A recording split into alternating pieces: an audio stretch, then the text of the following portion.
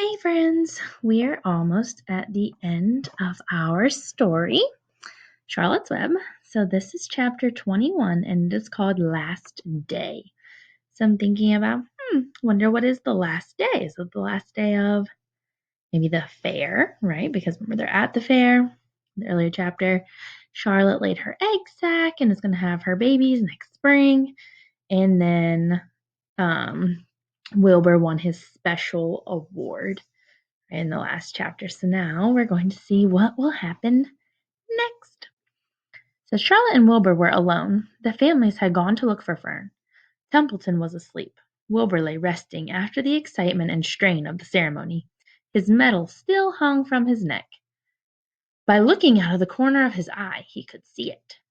Charlotte, said Wilbur after a while, why are you so quiet? I like to sit still, she said. I've always been rather quiet. Yes, but you seem specially so today. Do you feel all right? A little tired, perhaps, but I feel peaceful. Your success in the ring this morning was, to a small degree, my success. Your future is assured. You will live, secure and safe, Wilbur. Nothing can harm you now. These autumn days will shorten and grow cold. The leaves will shake loose from the trees and fall. Christmas will come, and then the snows of winter. You will live to enjoy the beauty of the frozen world, for you mean a great deal to Zuckerman, and he will not harm you ever. So that's Charlotte saying that because Wilbur helped Mr. Zuckerman win that award, and Mr. Zuckerman felt so proud of being recognized for his prize pig that he's not going to kill Wilbur this winter, and that Wilbur is going to live. Winter will pass, the days will lengthen, the ice will melt in the pasture pond, the song sparrow will return and sing, the frogs will awake, the warm wind will blow again. All these sights and sounds and smells will be yours to enjoy, Wilbur. This lovely world, these precious days. Charlotte stopped. A moment later a tear came to Wilbur's eye. Oh, Charlotte, he said, to think that when I first met you I thought you were cruel and bloodthirsty. When he recovered from his emotion, he spoke again. Why did you do all of this for me? He asked. I don't deserve it. I've never done anything for you. You have been my friend, replied Charlotte. That in itself is a tremendous thing. I wove my webs for you because I liked you. After all, what's a life anyway? We're born, we live a little while, we die. A spider's life can't help being something of a mess, with all this trapping and eating flies. By helping you, perhaps I was trying to lift up my life a trifle. Heaven knows anyone's life can stand a little of that. Well, said Wilbur, I'm no good at making speeches. I haven't got your gift for words. But you have saved me, Charlotte, and I would gladly give my life for you. I really would. I'm sure you would, and I thank you for your generous sentiments. Charlotte, said Wilbur, we're all going home today. The fair is almost over. Won't it be wonderful to be back home in the barn cellar again with the sheep and the geese? Aren't you anxious to get home? For a moment Charlotte said nothing. Then she spoke in a voice so low Wilbur could hardly hear the words. I will not be going back to the barn, she said. Wilbur leapt to his feet. Not going back, he cried. Charlotte, what are you talking about? I'm done for, she replied. In a day or two I'll be dead. I haven't even strength enough to climb down into the crate. I doubt if I have enough silk in my spinnerets to lower me to the ground. So Charlotte is going to die. Hearing this, Wilbur threw himself down in an agony of pain and sorrow. Great sobs racked his body. He heaved and grunted with desolation. Charlotte, he moaned, Charlotte, my true friend. Come now, let's not make a scene, said the spider. Be quiet, Wilbur. Stop thrashing about. But I can't stand it, shouted Wilbur. I won't leave you here alone to die. If you're going to stay here, I shall stay too. Don't be ridiculous, said Charlotte. You can't stay here. Zuckerman and Lurvy and John Arable and the others will be back any minute now, and they'll shove you into that crate and away you'll go. Besides, it wouldn't make any sense for you to stay. There will be no one to feed you. The fairgrounds will soon be empty and deserted." Wilbur was in a panic. He raced around and around the pen. Suddenly he had an idea. He thought of the egg sack and the 514 little spiders that would hatch in the spring. If Charlotte herself was unable to go home to the barn, at least he must take her children along. Wilbur rushed to the front of his pen. He put his feet on the front feet up on the top board and gazed around. In the distance he saw the Arables and the Zuckermans approaching. He knew he would have to act quickly. "Where's Templeton?" he demanded. "He's in the corner under the straw, asleep," said Charlotte. Wilbur rushed over and pushed his strong snout under the rat and tossed him into the air. "Templeton!" screamed Wilbur. "Pay attention!" The rat, surprised out of a sound sleep, looked first dazed, then disgusted. "What kind of monkey shine is this?" he growled. "Can a rat catch a wink of sleep without being rudely popped into the air?" "Listen to me!" cried Wilbur. "Charlotte is very ill. She has only a short time to live. She cannot accompany us home because of her condition. Therefore it is absolutely necessary that I take her egg sack with me. I can't reach it, and I can't climb. You are the only one that can get it. There's not a second to be lost. The people are coming. They'll be here in no time. Please, please, please, Templeton, climb up and get the egg sack." The rat yawned. He straightened his whiskers. Then he looked up at the egg sack. "So," he said in disgust.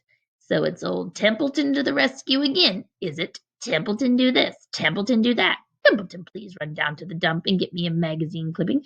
Templeton, please lend me a piece of string so I can spin a web." "Oh, hurry," said Wilbur. "Hurry up, Templeton." But the rat was in no hurry. He began imitating Wilbur's voice. "So it's 'Hurry up, Templeton,' is it?" he said. "Ho, ho! And what thanks do I ever get for these services, I would like to know? Never a kind word for old Templeton, only abuse and wisecracks and side remarks.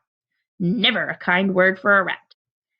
"Templeton," said Wilbur in desperation, "if you don't stop talking and get busy, all will be lost and I will die of a broken heart. Please climb up."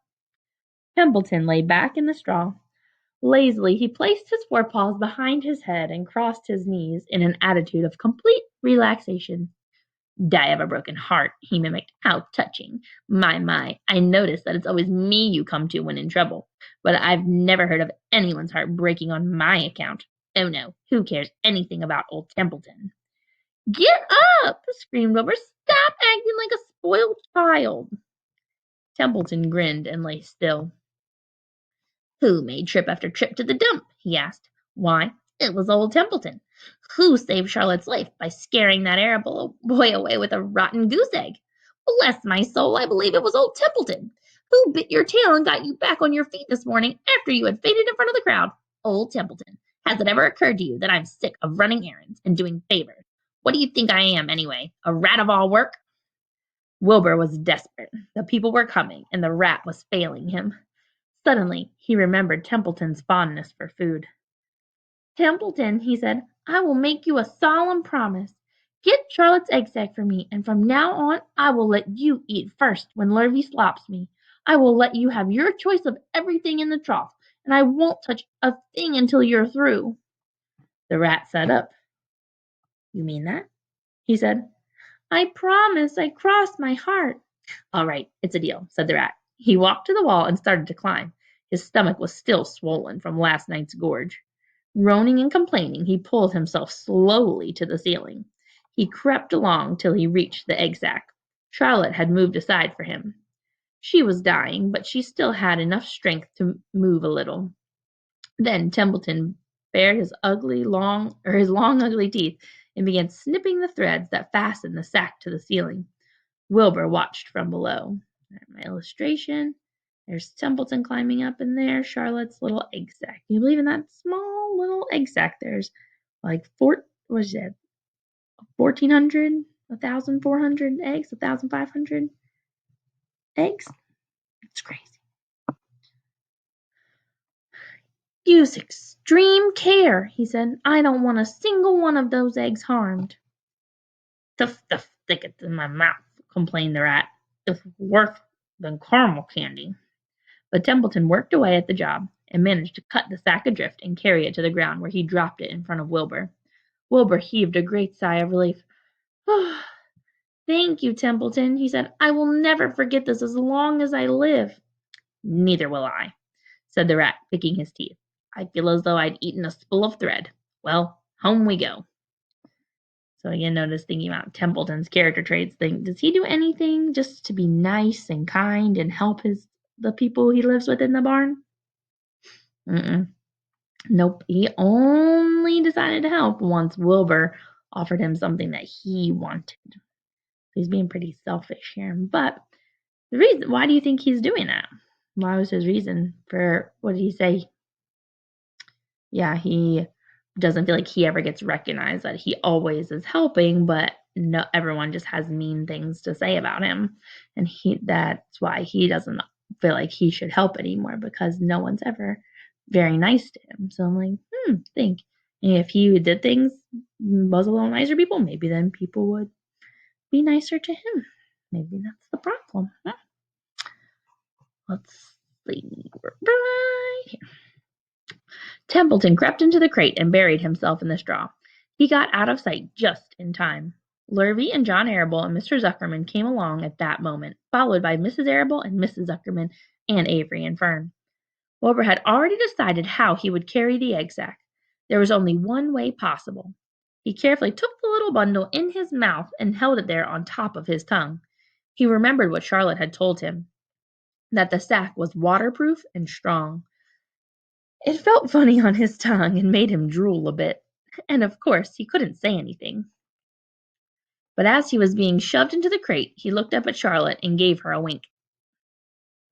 She knew he was saying goodbye in the only way he could, and she knew her children were safe. Goodbye, she whispered. Then she summoned all her strength and waved one of her front legs at him. She never moved again. The next day, as the Ferris wheel was being taken apart, and the race horses were being loaded into vans, and the entertainers were packing up their belongings and driving away in their trailers, Charlotte died. The fairgrounds were soon deserted. The sheds and buildings were empty and forlorn. The infield was littered with bottles and trash. Nobody, of the hundreds of people that had visited the fair, knew that a gray spider had played the most important part of all. No one was with her when she died. That's a really sad chapter, guys. So yeah, Charlotte died. I know it's really sad when that happens, but we know that's just kind of part of the circle of life, right? The life cycle, right? After the adult lays the eggs, and then the eggs are going to be born, and then they're going to become adult spiders. So some death is a part of life, even though it makes us really sad. So then tomorrow you'll hear the last chapter, A Warm Wind. So hopefully you guys have been enjoying this book, and we can't wait to find out tomorrow how it ends. Good night.